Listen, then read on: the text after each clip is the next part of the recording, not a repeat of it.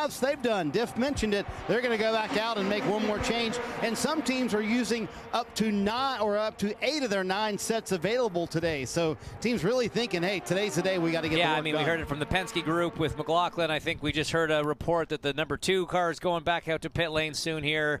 And the Ganassi cars will be back out as well. So, yeah, they are really, really convinced it's going to rain tomorrow, because if you're throwing 8 sets at it today and it doesn't rain tomorrow, you're going to have a quiet day. Well, guess what? We've got somebody who can tell us definitively if it's going to rain tomorrow.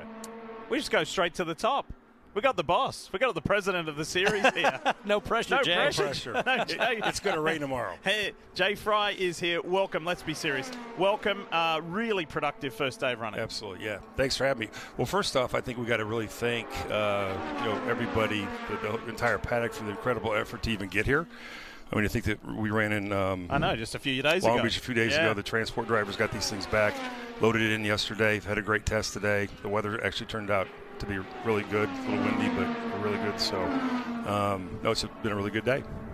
Very good day. A lot of laps turned, decent speeds turned. Highest one this afternoon, Dixon at 226. We just heard from him. Seen trap speeds into turn 3. Takuma Sato, 237 miles an hour.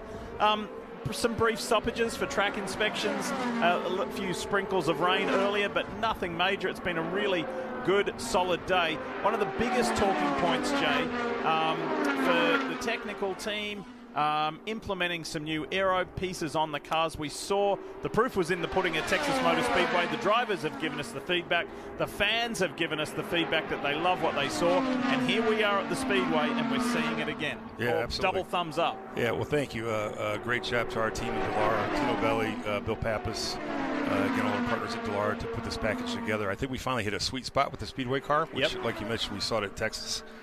Texas is obviously a good indicator of what the 500 will look like, so we're quite excited about that. I mean, these guys, if you look at for day one, here at IMS, I mean, they're getting after it. Yeah. So it's pretty impressive. The amount of laps that have been run today, and then just the side-by-side stuff and what they're doing right now. Looks great. Yeah, we've talked a lot on the broadcast so far today about these different components that were brought from the aero side, allowing the team a little more flexibility to add some downforce. Walk us through a little bit of that process, how you guys analyze last year's race, and then what decisions are made, how they're made to bring which pieces, and not to overdo it, obviously. Right. So how do you guys land on the pieces that you brought? Well, it's kind of an evolution, right? If you look at the last couple of years, obviously in Texas it was really good. We think we made the car better, the track was better. The upper groove practice helped. It was cool that day, so that was really good too. So there's a lot of things that we can control, and there's a lot of things we can't control, obviously. So, but it's been kind of an evolution over the last couple of years to get where we got to. And again, I think we hit a sweet spot, which we're excited about. I think partly what's going to happen with this car, it seems like in traffic, farther back in the pack, it's a bit harder to pass to go forward. Well, now this will be an adjustment the teams can make during the race, where before they were pretty much locked in. So now you'll be able to have more downforce in it as you go or go through the field. You'll be able to trim it out as you go, get more towards the front. So I think we've hit, like I said, a little bit of a sweet spot. For those of you just joining us, you're listening to the voice of the president of the NTT IndyCar Series, Mr. Jay Fry. Jay, a little earlier today, Kevin Lee interviewed R.C. Emerson about being the 34th entry. By all signs, we're going to have a legitimate bump on qualifying weekend. Does that get you excited? Well, absolutely, yeah. I mean, that's something that we all work very hard to do. We're excited about the prospects of having a 34th car. It just adds a whole other dynamic or element to the 500. So kudos to all them for working so hard to put it together. Hopefully there'll be some sort of announcement here pretty soon. But we're excited about the prospect of having bumping in a 34th car. Absolutely.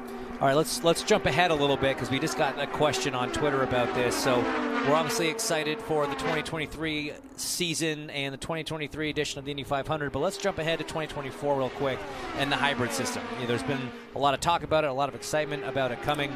I think one of the big questions is, do we know yet how exactly the system is going to be utilized on the race cars? Is it going to be a pit lane thing? Is it going to be an on-track thing? And when do we think we're going to see teams start getting some of these units and see them on track testing? Well, that's very much a work in progress, yes. And I think we'll have a lot of testing with it this summer. one of the things if you think push to passes, we know it today will basically go away. I mean, basically the drivers will have 8-second intervals of boost, from the hybrid unit. Then once that's gone, it'll be gone. It'll take them another lap or so to generate it back, regen it. So we'll actually do that for the first time next year on ovals too. So it's going to create a whole different, I think, strategy for the drivers. I think on the road and street courses, it'll create a different kind of strategy too. So as you know now, once you use your 150 or 200 seconds, you're out, you're done. So this will be something that'll be ongoing throughout the course of the race. There'll be times when you're out, but there'll be times when you can obviously regen and get it back. So it's going to be exciting.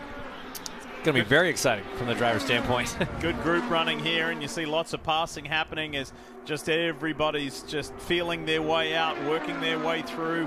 Just over an hour to go.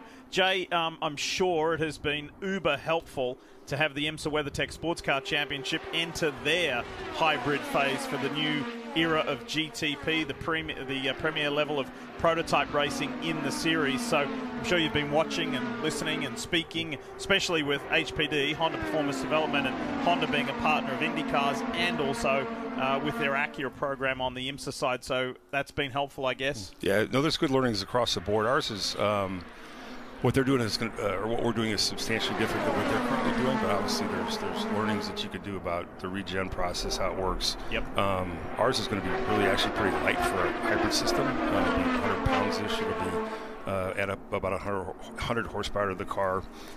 It's a low voltage system, so it's safe. So there are differences, but there are definitely similarities too.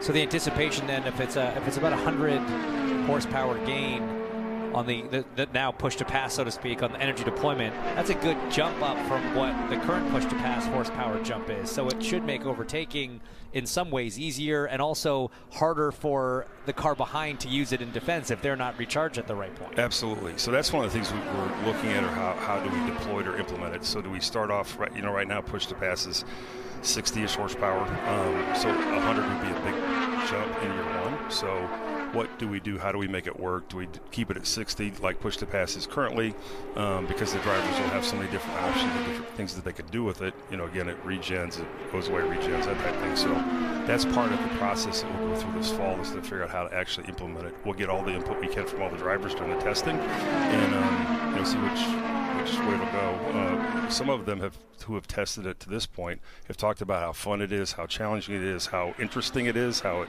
creates a whole nother kind of opportunity for them and a game for them. So yeah, we're quite excited to see how it'll work out.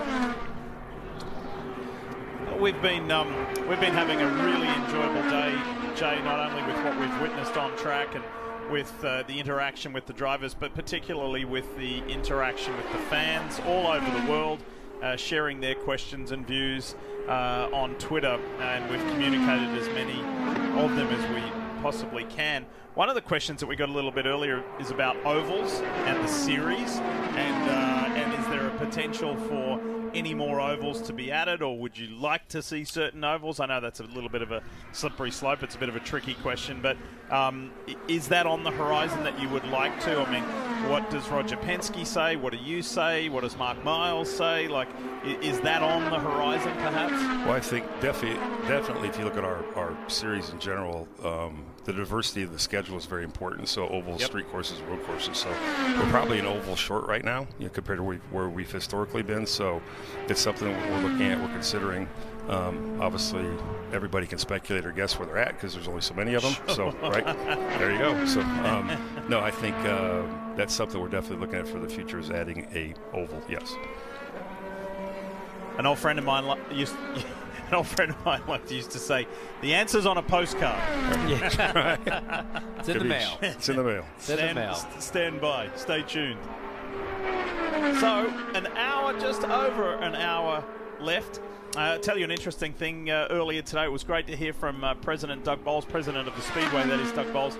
Had a fascinating story about working with the asphalt specialist, the company that does that, and also with Firestone, with their respective grip meter, machinery and equipment to ensure that the pit exit was, and just to get the grip levels matching the track, so we weren't going to see anything that occurred last year. You want to expand upon that? Well, first off, I saw Doug was out passing out donuts. Did he bring you guys donuts? He did not bring donuts. I didn't get a donut. You didn't get a donut? No donuts for us. That's strange. I know. What's up with that? So anyway, no, Firestone does a great job scanning all the facilities, all the racetracks we go to every week. So we have a database that they provide to us and the teams. So again, you'll see year over year that the grip levels can decrease from a racetrack just based off of natural things happening in the environment, that type of thing. So there were some things going on last year. There were some differences with the racetrack. The IMS did a great job of going through it, making sure that there's some things that they had put on the track historically that is actually a spectacular product. If you look at the pavement, how old this racetrack is, in reality, look how good it is and how smooth it is. So there was just some things last year that